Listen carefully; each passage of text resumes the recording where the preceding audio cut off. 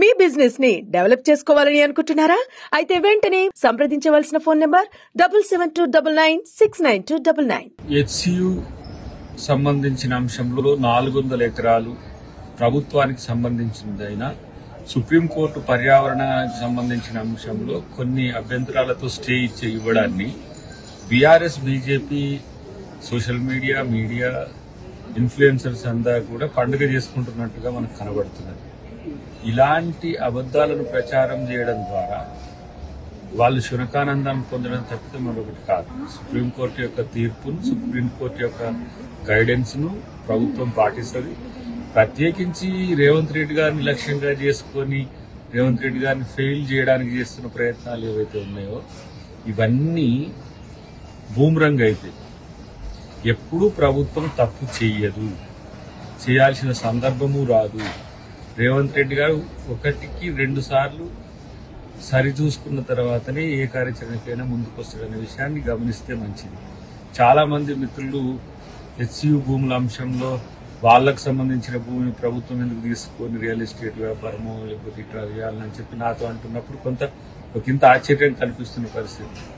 రాజశేఖర రెడ్డి గారు, రోషయ్య గారు, కిరణ్ కుమార్ రెడ్డి గారు, ఇప్పుడు రేవంత్ రెడ్డి గారు, కాంగ్రెస్ ముఖ్యమంత్రులు అందరూ కూడా ఆ భూమిని కాపాడి ప్రజల భూమిని ప్రజలకు వచ్చేటట్టుగా చేస్తే, బీఆర్ఎస్ ఏమో ప్రైవేట్ వ్యక్తులకు పోయేటట్టుగా చేస్తే దీన్ని గమనించకుండా చేస్తున్న ఈ ట్రోల్స్ అయితే అవుతున్నాయో రేపు వాళ్లకు నోట్లో వెలక్కాయ పడక తప్పదు.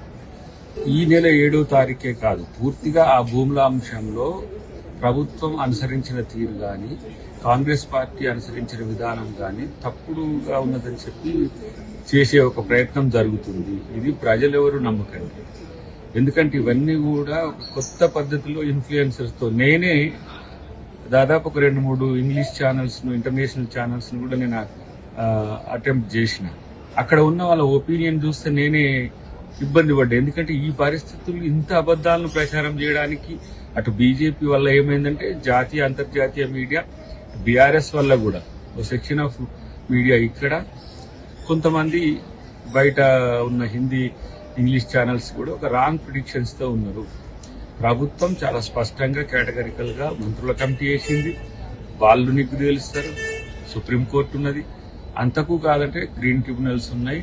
చట్టాలకు న్యాయానికి లోబడే ప్రభుత్వం ఏ కార్యాచరణ అయినా చేస్తే తప్పితే గుడ్డిగా రేవంత్ రెడ్డి గారి మీద వ్యతిరేకతతో చేయకపోతే అభివృద్ధి చేయట్లేడు, సంక్షేమం చేయట్లేడు అంటారు. చేస్తే వాటి మీద విమర్శలు చేసుకుంటూ ఇలాంటి ఒక దిగజారుడు ప్రచారాలకు రావడం, చివరికి ఈ దశలో ఆర్టిఫిషియల్ ఇంటెలిజెన్స్ ను కూడా వాడడం అనేది ఒక ఇంత ఆశ్చర్యంగా కనిపించినప్పటికీ కూడా ప్రజలు ప్రభుత్వాన్ని నమ్ముతుండ్రు, రేవంత్ రెడ్డి గారిని నమ్ముతున్న విషయాన్ని తెలుసుకుంటే మంచిది. లేకంటే మీరే అబాస్పాలు అవుతారు.